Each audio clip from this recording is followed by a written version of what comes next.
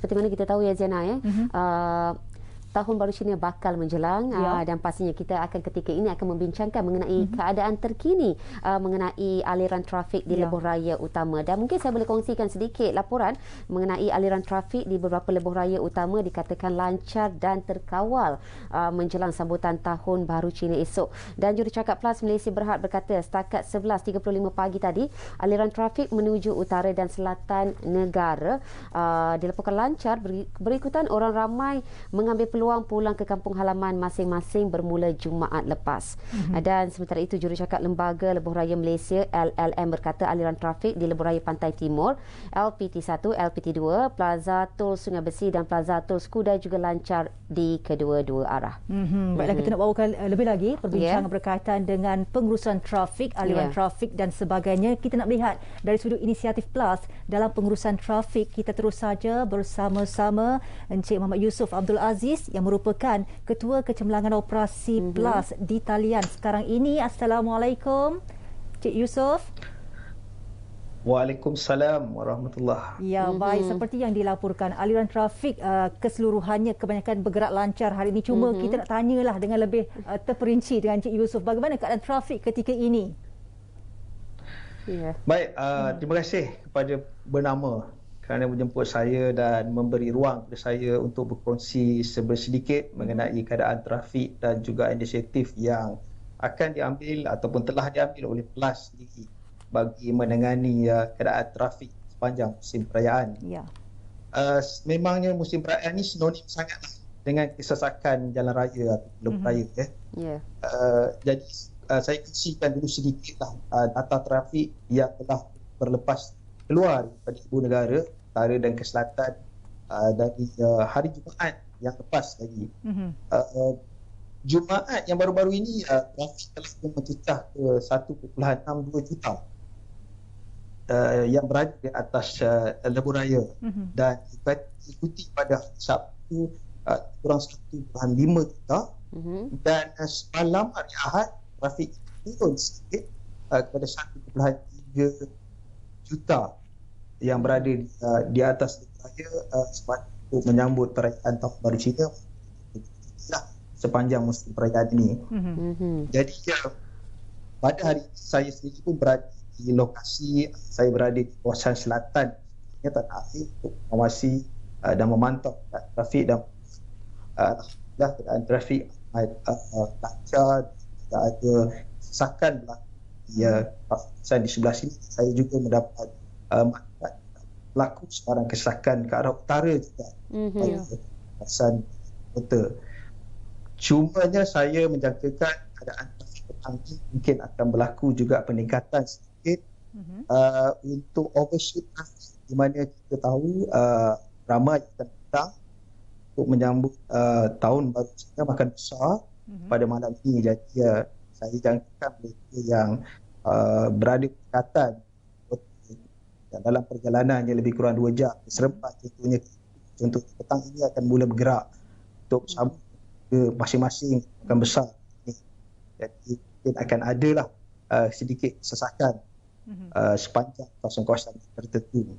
Namun begitu masih berada di keadaan yang terkawal, insya-Allah. Ya, setakat ini berada dalam keadaan terkawal, dan 2 hari lepas juga dilaporkan kesesakan berlaku di lebuh raya, khasnya membabitkan laluan di utara dan juga pantai timur. Dan juga Cik Yusof, mungkin Cik Yusof boleh kongsikan sedikit antara inisiatif ataupun solusi bagi Plus khasnya bagi mengawal kesesakan trafik ini, terutama di musim perayaan seperti ketika ini, iaitu Tahun Baru Cina. Baik, yang paling penting sekali di pihak pengguna atau pelanggan lebuh raya, saya jangkakanlah kesesakan dan jangkakanlah perjalanan yang akan menempuh masa lebih lama. Jadi inisiatif pertama Plus kita cuba untuk memberi nasihat untuk merancangkan perjalanan pelanggan-pelanggan lebuh raya supaya mereka dapat perjalanan yang selesa atau baiklah. Antaranya kita perkenalkan jadual cadangan waktu perjalanan pun TTA, Time Travel Advisory, yang kita cadangkan bermula 8 Januari hingga ke 6 Februari.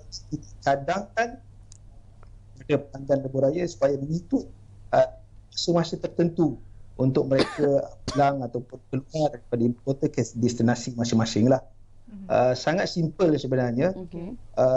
Kepada yang mereka nak keluar dari ibu kota ke utara ke selatan, yang paling jauh sekali keluarlah seawal mungkin. Ya, yang paling utara, Perlis, Kedah, Pinang contohnya, keluarlah seawal sebelum 9 pagi, sebelum 10 pagi, supaya kita boleh menguraikan kenderaan pelbagai destinasi ini terkumpul di satu-satu lokasi lebuh raya serta. Ya, itu untuk cerita daripada ibu kota ataupun daripada Kuala Lumpur, Selangor ke selatan lah.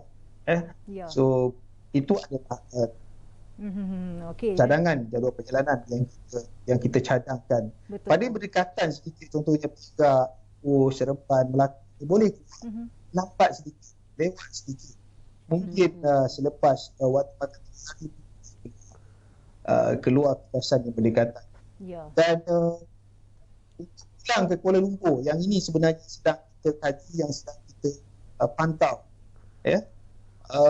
Kita mencadangkan mereka beraya dalam satu waktu yang sama pada keluarlah seawal mungkin 9 untuk kembali ke ibu kota.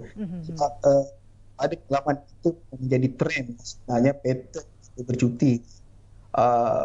Semasa pulang kita mahu pulang kerja atau kembali. Jadi kita akan mengambil waktu yang paling akhir sekali. So maknanya kalau hari Ahad hari Ahad itulah semua akan sesak untuk kembali ke kota. Jadi sekali saya nasihat rancanglah perjalanan sebaik-baiknya, jangkakan kesesakan. Bukan maknanya kita hanya masuk ke raya menggunakan jalan raya seperti biasa. Betul. So perancangan perjalanan tambah lagi sejam 2 jam tambahannya berada di atas lebuh raya. Okey, itulah dia sepertinya kita sememangnya rujuk kepada jadual cadangan waktu perjalanan yang sering kali dikeluarkan oleh pihak pengurusan konsesi lebuh raya itu sendiri, ya, setiap kali tibanya musim perayaan. Walau bagaimanapun sekarang ni dari segi cuti tu dia macam berganda sikit. Sebab tahun baru Cina satu, cuti sekolah satu, yang nak balik kampung satu, yang nak pergi melancong pun satu juga, jalan-jalan dan sebagainya kan. Betul. Sudah pastinya akan ada berlaku juga kesesakan. Nak kata tidak tu memang akan berlaku juga. Cuma di sini apa antara penambahbaikan yang PLAS ingin lakukan untuk lancarkan lagi pengurusan trafik pada masa akan datang? Baik, jangkaan kesesakan ni ada dua bahagian, ya. Kalau saya boleh kongsikan, satu ni kesesakan biasa di sepanjang lebuh raya utara ke selatan, dan kita mempunyai lokasi-lokasi hotspot tertentu yang telah kita kenal pasti di mana akan berlaku kesesakan. Contohnya di kawasan Mendaki, termasuk juga di kawasan-kawasan yang merging daripada 3 lane kepada 2 lane, 3 laluan kepada 2 laluan, kawasan-kawasan rehat kita juga di Menora contohnya, dan itu adalah kawasan-kawasan yang kita kenal pasti akan berlakulah kesesakan apabila ada lambakan atau lonjakan trafik di sepanjang perayaan. Satu kawasan lagi yang biasanya dijangkakan juga kesesakan adalah kawasan Plaza Tol, lorong-lorong tol kita. Jadi secara komprehensifnya kami mengambil pendekatan, kita berkolaborasi dengan agensi-agensi lain juga, contohnya PDRM, JPJ, Jabatan Peringatan Awam, dan kita ada juga sebenarnya menyediakan emergency responsive yang akan memberi respon yang akan membantu kita untuk menyuraikan keadaan trafik jika berlakunya sesuatu kejadian di luar jangka sepanjang lebuh raya. Jadi kita akan memberi bantuan secepat mungkin supaya tidak berlaku kesesakan yang terlalu yang ketara sangat hingga mengganggu perjalanan yang teruk. Di samping itu, di sepanjang lebuh raya daripada PLAS kami ada pasukan personel yang terubah daripada hari biasa kepada musim perayaan ini kumpulan dengan 100. Exactly kita ada 64 pasukan personel akan memantau lebuh raya sepanjang 24 jam. Di plaza-plaza menambah kaki tangan biasa, pada hari biasa kita berbelas kaki tangan dapat pada bahagian-bahagian lain melancarkan perjalanan di road plaza ataupun di lorong-lorong tu. Jadi di sini kita kalau ada keperluan kita akan buat pembukaan tambahan kaunter-kaunter di lorong-lorong tu, memastikan trafik bergerak dengan lancar masuk. Terutama sekali di plaza yang pada biasa hari biasanya, tapi bila berlakunya pergerakan trafik musim perayaan dah jadi tambah kaki tangan kita counter. Ini maksud telah kita mengambil kira, mendengar pandangan juga feedback yang diberikan oleh pengguna. Baru-baru ini bila kita mengenalkan sistem baru RFID itu baru saja lancarkan 15 hari bulan lepas. Jangan risau, semua pengguna RFID yang telah biasa kena RFID ini di kawasan Kuala Lumpur, kawasan semua plaza itu telah laluan RFID dan pada yang baru menggunakan RFID dan pastikan senang kita sebenarnya RFID tersebut dan ada wallet itu semua adalah paling tinggi sekali. Aktifkan wallet, aktifkan pastikan bagi wallet dan lalu dah. Dan jika ada berlaku sesuatu yang luar situ tersekat, jangan risau, kembali akan Barisan Hadapan kami sedia untuk membantu jika berlaku sebarang kesesakan di lorong itu, termasuk untuk RFID. Jadi kita menyediakan juga lorong yang sekarang ini telah ada lintas itu sebetulnya. Jangan risau, semua masih ada lagi sekali ada lebihan lagi untuk kita pilih yang mana satu. Cubanya masuk dan keluar menggunakan laluan yang betul. Itu dia. Termasuk tas ini.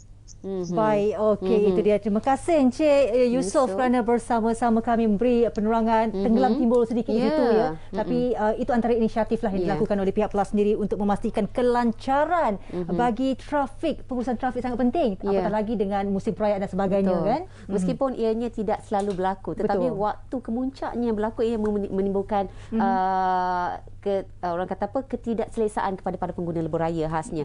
Dan itu tadi kita dapat bincangkan sedikit sebanyak mengenai inisiatif PLAS dalam pengurusan trafik dan nampaknya PLAS telah membawakan pelbagai kaedah untuk memastikan pengguna lebuh raya selesa apabila menikmati perjalanan di atas lebuh raya itu.